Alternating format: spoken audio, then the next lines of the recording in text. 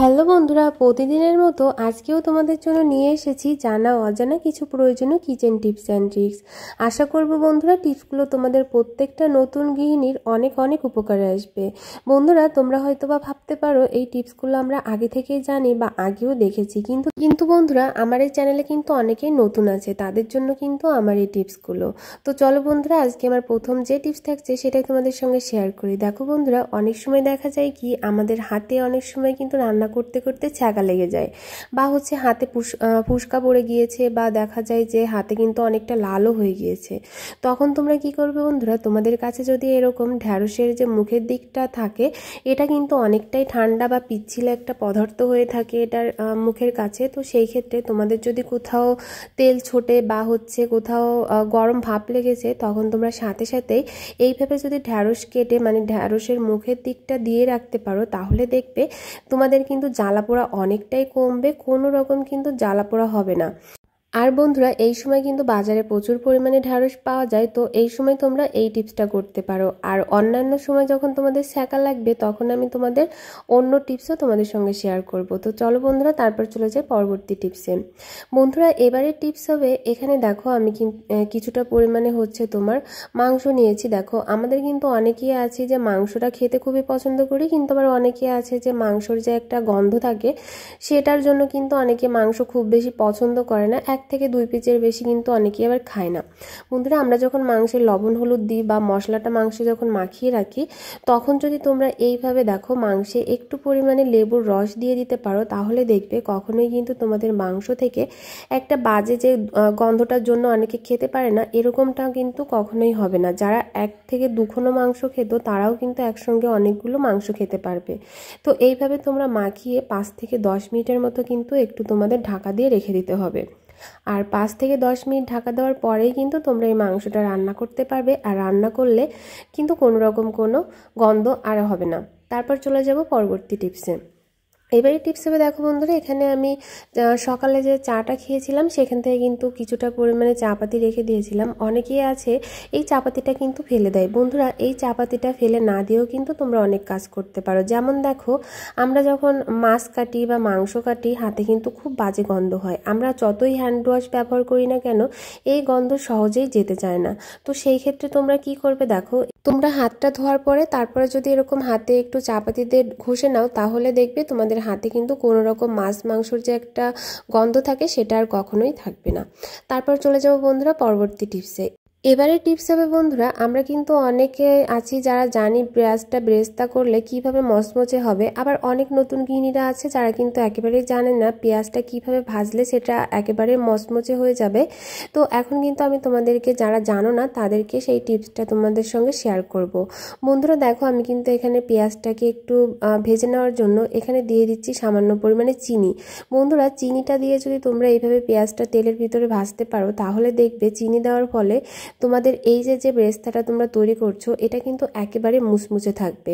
এটা তোমরা নামানোর পরে যখন মুচমুচে হবে সেটা কিন্তু সহজেই তোমার নরম হয়ে যাবে না। আর পেঁয়াজটা যদি মুচমুচে থাকে তাহলে কিন্তু বেরেস্তাটাও কিন্তু অনেকটাই সুন্দর হয়ে থাকে। তো তোমাদেরকে কিন্তু আমি প্রমাণও দেখিয়ে দেব যে এটা কতটা সুন্দর মচমচে হয়েছে। তো দেখো বন্ধুরা, কতটা সুন্দর কিন্তু আমি ভেজে নিয়েছি, আর এটা একেবারে ঝুরঝুরে আর অনেকটাই কিন্তু মচমচে হয়েছে শুধুমাত্র এই চিনিটা দেওয়ার ফলে। তো এই টিপসটা তোমরাও করে দেখতে পারো।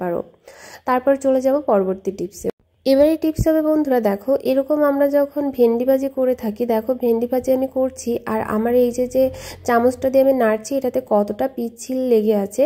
তো এরকম কিন্তু অনেকটা একটা তেলসা ভাব হয়ে থাকে তোমার এই ভেন্ডির থেকে, একটা লালচে কিন্তু হয়ে থাকে, আর সেটা খেতে কিন্তু ভালো লাগে না, সহজে কিন্তু সেটা ভাজিও হতে চায় না। তো বন্ধুরা, কি করলে তোমাদের এই ভেন্ডি থেকে এরকম পিচ্ছিল পদার্থ চলে যাবে আর এরকম লালচে আর থাকবে না, তো সেটা দেখো এখানে তোমরা দিয়ে দেবে কিছুটা পরিমাণে লেবুর রস।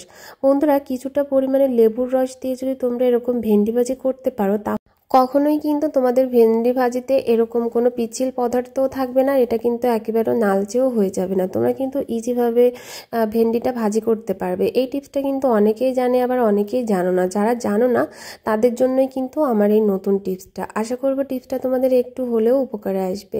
যদি টিপসটা ভালো লেগে থাকে তাহলে অবশ্যই একটা লাইক দিতে ভুলো না। তারপর চলে যাব পরবর্তী টিপসে।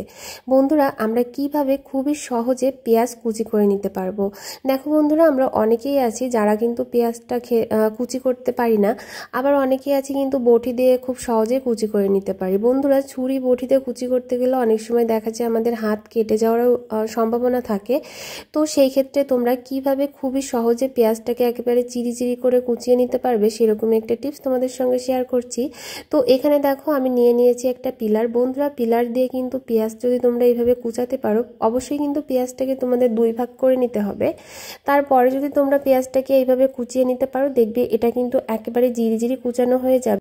অনেকেই আছি আমরা কিন্তু পেঁয়াজটা কাটতে গেলে কি হয় যে অনেকটা বড় বড় কিন্তু কুচানো হয়ে যায়। সেইভাবে কিন্তু যে কোনো তরি তরকারিতে পেঁয়াজটা দিলে সেটা কিন্তু বড় বড়ই থেকে যায়। আর এইভাবে যদি দেখো তোমরা একটা পিলারের সাহায্যে পেঁয়াজটা কুচিয়ে নিতে পারো, তাহলে এটা কিন্তু একেবারে জিরি জিরি কুচানো হয়ে যাবে। আর যে কোনো জিনিসেই কিন্তু দিলে এটা নিমিষেই মিশে যাবে। তো দেখতেই তো পাচ্ছ আমি কিভাবে এটা দিয়ে আর কি পেঁয়াজটাকে কুচিয়ে নিচ্ছি। পেঁয়াজ কাটতে গেলে কিন্তু অনেকের চোখ থেকে জল বের হয়ে যায় বন্ধুরা, এটা কিন্তু খুবই স্বাভাবিক। তো তোমরা যখন পেঁয়াজটাকে কাটবে তখন যদি তোমরা কিছুক্ষণ আগে মানে 5 মিনিট আগে যদি তোমরা নর্মাল ফ্রিজে রেখে দাও, তাহলে দেখবে তোমাদের পেঁয়াজটা তোমরা যখন কাটতে যাবে বা কুচাতে যাবে কখনোই কিন্তু তোমাদের চোখ থেকে জল বেরোনোর কোনো রকম কোনো সম্ভাবনা থাকবে না। তো তোমাদেরকে আমি এখানে দেখিয়ে দেবো যে আমি পিলারের সাহায্যে কতটা সহজে তোমার পেঁয়াজটাকে একেবারে কুচিয়ে নিয়েছি আর কতটা জিরি হয়েছে তোমরা একবার ভালো করে দেখলেই বুঝতে পারবে। এই কাজটা করা কিন্তু খুবই সহজ। তো তোমরা প্রত্যেকটা গৃহিণীরা কিন্তু এই কাজটাও করে নিতে পারো বা এই টিপসটাও তোমরা ফলো করতে পারো। আশা করব এই টিপসটাও তোমাদের অনেক বেশি উপকারে আসবে। তারপর চলে যাবো বন্ধুরা পরবর্তী টিপসে। এবারে টিপস হবে বন্ধুরা তোমরা কিভাবে তোমাদের এই যে তেল চিটচিটে বেসিনটা আছে সেটা খুবই সহজে ক্লিন করে নিতে পারবে।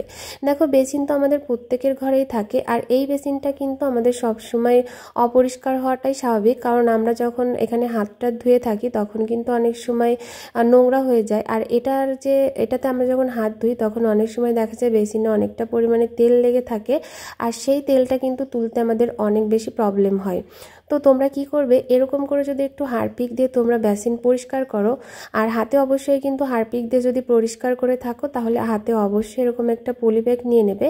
তারপরে জাস্ট এইভাবে হচ্ছে তোমরা কিছু সময় একটু ঘষে নেবে, আর এইভাবে ঘষে নেওয়ার ফলে দেখবে যে তোমাদের বেসিনটা কিন্তু একেবারে পরিষ্কার হয়ে যাবে। আর এখানে কিন্তু দেখতেই তো পেলে আমি কিন্তু অল্প পরিমাণে হচ্ছে তোমার হারপিকটা দিয়েছি। তো অল্প পরিমাণে হারপিকটা দেওয়ার পরে এরকম করে একটা নরম জিনিস নিয়ে অবশ্যই তোমাদেরকে ঘষতে হবে, একটা স্কচ ব্রাইট দিয়ে। কোনো রকম কোনো স্টিলের কোনো কিছু নিয়ে কিন্তু বেসিনটা ঘষা যাবে না, তাহলে কিন্তু অনেকটা পরিমাণে দাগ হয়ে যেতে পারে। তো তোমাদেরকে আমি এবার দেখিয়েও দেবো এটা ধুয়ে যে এটা কতটা সুন্দর পরিষ্কার হয়ে গিয়েছে।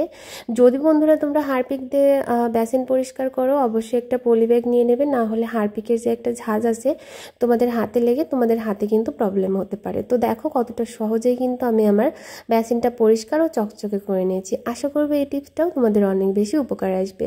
বন্ধুরা, আজকের ভিডিওটা যদি তোমাদের ভালো লেগে থাকে তাহলে অবশ্যই চ্যানেলটা সাবস্ক্রাইব করে দিয়ে ভিডিওতে একটা লাইক দিতে ভুলো না।